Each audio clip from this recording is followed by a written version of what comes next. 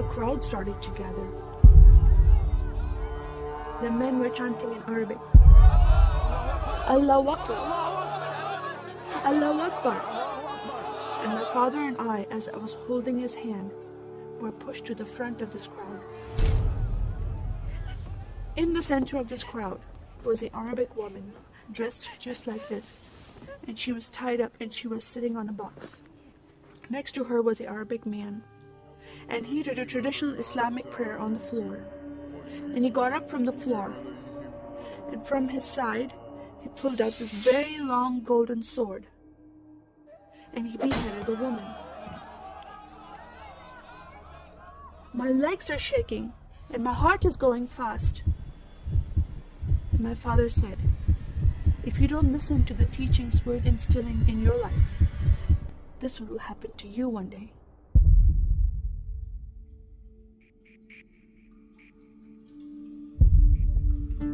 I was born and raised in a small country by the name of Kuwait, a community of 98% Muslim population. 2 of my uncles are imams, and 1 is president of a mosque, where I would hear the call to prayer 5 times a day.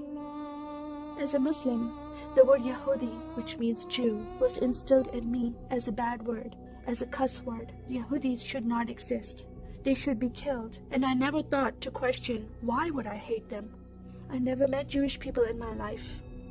They never did anything to harm my family. I just hated them. Just the word brought hatred in my heart. It's very important to learn the Quran and the Hadith and even memorize it in Arabic. I even entered a competition where you recite the long chapter in front of Islamic leaders and teachers.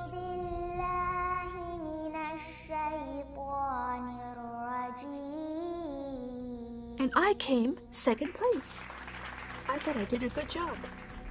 But my father said, no, that's not good enough. Most of my life for me, it was alone, by myself, broken person, in need of love from my family, but I never received it from them. I tried to experience this love from Creator God, from Allah.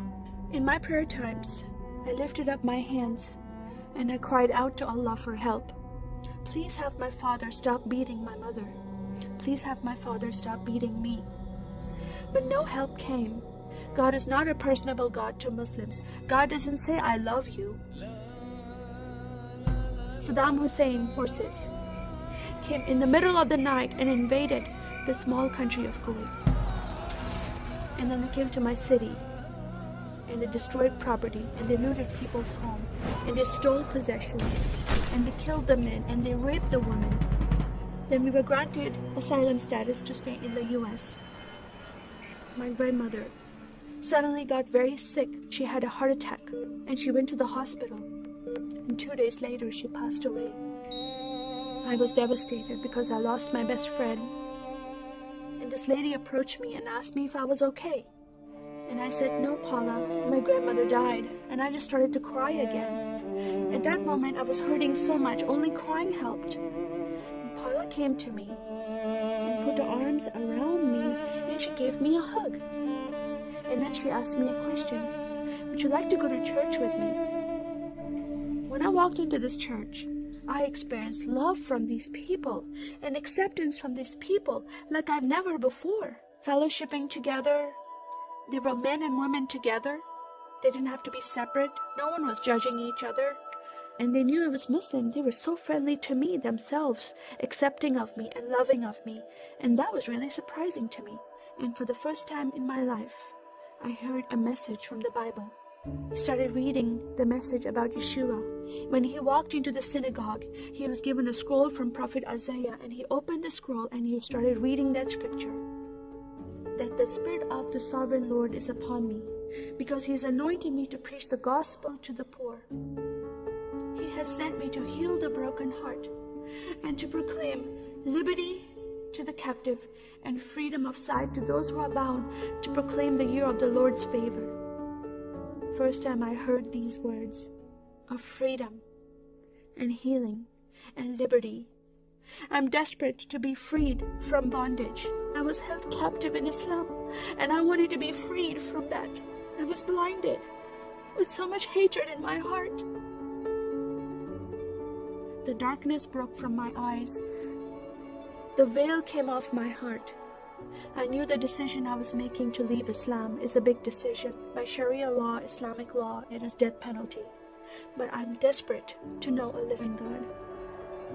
In that day, I gave my life to becoming a follower of Jesus. This is the God of Israel, God of Abraham, Isaac, and Jacob. And the nation of Israel is God's heartbeat. And I said, God, forgive me. I did not know I hated your people. I love the Jewish people because it's their God, their Messiah that I'm following, and He told me to love them. I never knew what happened to the 6 million Jews that died. I never heard that in Kuwait in history. Now that I met Holocaust survivors, I know their story, and I shared my story with them. Your God, your Messiah, changed my heart, giving His life for me, so I can have life everlasting. He rescued me. He saved me. He came and brought joy in my life again. And I'm a blessed woman. And I start crying, and they start crying. And we are able to relate to each other, and they embrace me, and they love me, and they experience some healing, I believe, when they hear my story. That is a privilege to have that in my life. I am one for Israel.